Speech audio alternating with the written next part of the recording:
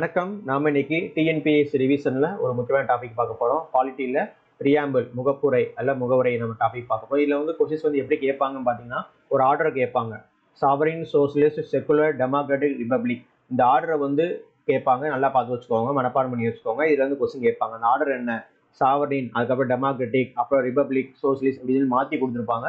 அது வந்து கரெக்டான ஆர்டர்ல வந்து எழுதணும் அப்படின்னு சொல்லி கேட்பாங்க. Sovereign, socialist, secular, democratic, republic. இந்த கொஸ்டின் வந்து கேட்டிருக்காங்க. இது முக்கியமானது. அதுக்கப்புறம் லிபர்ட்டி, ஈக்குவாலிட்டி, ஃபேட்டர்னிட்டி. ஸோ இதையும் ஆர்டர் படி கேட்பாங்க. அதுக்கப்புறம் இது வந்து எங்க இருந்து எடுத்திருக்காங்க? பிரெஞ்சு ரெவல்யூஷன் எடுத்திருக்காங்க அப்படின்னு சொல்லி கேட்பாங்க. Liberty, equality, ஃபேட்டர்னிட்டி. ஸோ இது வந்து ரெண்டாவது கொஸ்டின்.